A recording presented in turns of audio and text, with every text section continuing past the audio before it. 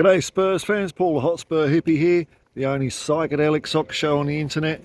Join me in another park. It's a blazing hot day, 36 degrees. I think I'll hop to a beach a bit later and have a bit of a swim. Well, I say swim, it's more like just splashing around. A few bits of things I've seen around the traps today. Harry Kane has spoken again. Harry Kane, a bit more warm towards Tottenham this time, saying that he'll keep looking at the results. He's very happy that we've got off to a good start, which is nice. Seems quite happy at Bayern Munich. Hopefully they'll stuff Manchester United, a club in disarray if ever there was one. And it's come out that I think it was during the FAB Thunderbirds A Go conference. Where do these user experience PR marketing people come up with these things? FAB, the Fab. Daniel Levy has said that we've got a buyback clause for Harry Kane. No idea of any details of that. Is it an option to buy for 300 million? What if Harry Kane doesn't want to come back? I mean, I don't know. And really, I don't care if he does go to someone like Man United, because they seem to be so stinky. I don't think they're a threat to us, let alone anyone else in the league. It is pretty windy here, so hopefully I can do some technical wizardry and get rid of the wind a little bit. It's going to be 40km/h winds today. So could it be that Harry might return one day? Who knows? But it's nice to hear him being a bit warmer towards the club instead of poo-pooing us. Heung-min Son has come out and said Arsenal wouldn't want to face us at the moment. I like that, Sonny.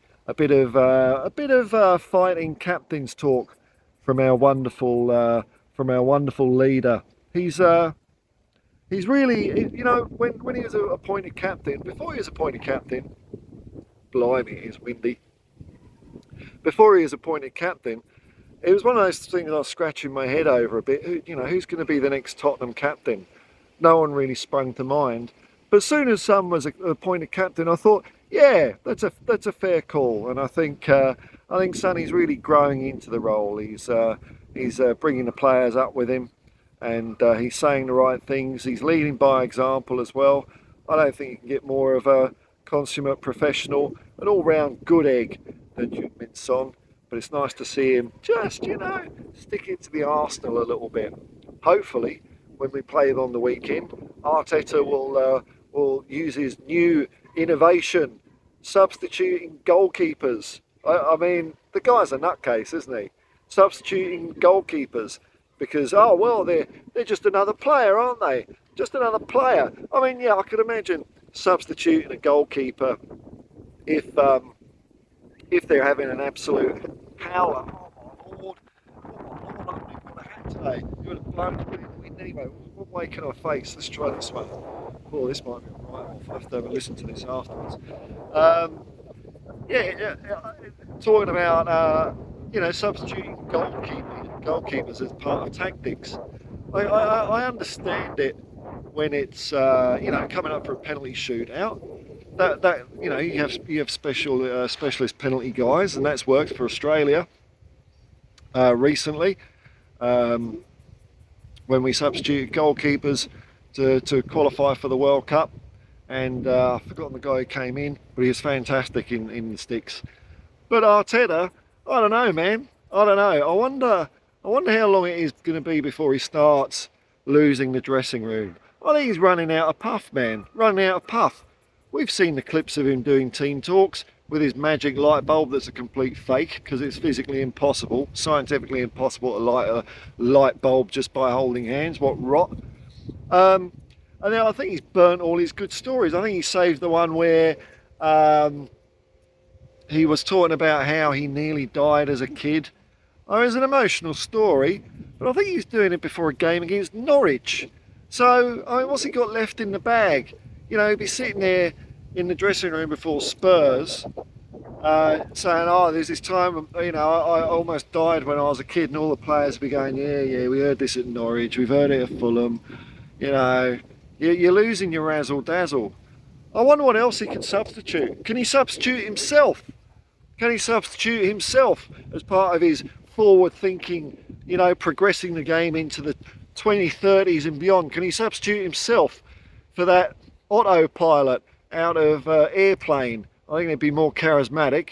And just like Arsenal, autopilots can't land. Just like Arteta and Arsenal will not be able to land a punch on us on the weekend, because I think we're going to storm Highbury.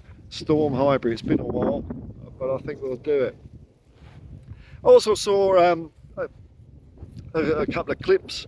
Main one was I think it must have been some sort of pro-am golf tournament. Someone from Sky Sports was interviewing Gareth Bale. And Gareth Bale's also happy about Tottenham's start, and I liked it because he said, "Yeah, we've had a good start. Good on you, Gareth. One of Britain's best players, really.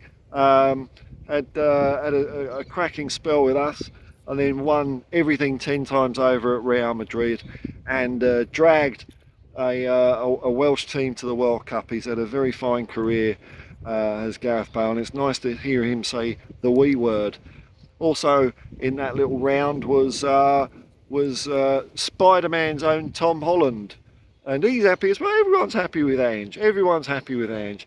I even saw James Black, the voice of Tottenham, do a new song about Pape Matar Sarr. And unlike the Robbie Williams song, which I don't know, I think I'm the only person on the planet that doesn't know that song, because I'm, you know, old. You can't hum it. Well, you probably can hum it. I just don't like it. But it's a takeoff of Starman by David Bowie, or Bowie. There's always a debate over which way. I don't know what it is. Starman, brilliant. I loved it. So I wonder if that'll be a new chart to get him going during games. Good old James Black. He's having a bit of nice bit of attention at the moment. Is old James Black. I've seen him appear a few times on, I think it's Chris Cowlin. Chris Cowlin's podcast that he does after games. Seems like a jolly nice chap. And something that I found yesterday about Chris Cowlin, and I haven't watched it yet. I've just reminded myself. I forgot completely.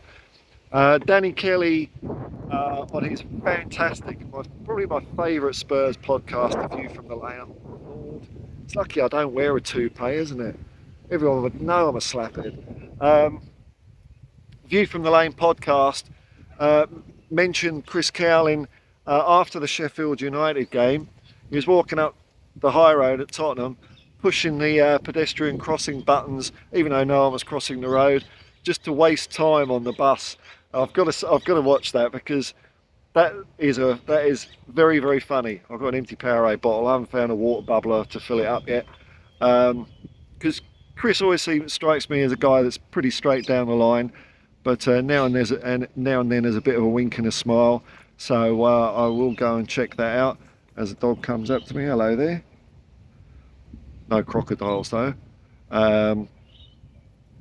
So it's fun times at Spurs. There's a good feeling about the place as usual, you know, and the stars and former players are loving what we're doing. There's another dog. Hello there. Yeah. Blimey. I think he wants me to throw a stick. I'm a stranger, mate. I'm a stranger, mate. I don't throw sticks for strangers. I know. Look at this. Look. Anyway. Maybe it's sort of nature, isn't it? A domesticated animal. At least it's a proper dog, not one of those remote-controlled tampons that people seem to put in apartments and lock them up all day yapping. It's a proper big dog. All right, folks. That's the roundup of Waffle. As always, folks, peace and love, man. Peace and love. There's some kookaburras laughing at Arteta. What do you think of Arsenal? There, even nature knows Arsenal are rubbish. Brilliant. Peace and love, man. Peace and love. And come on, you Spurs.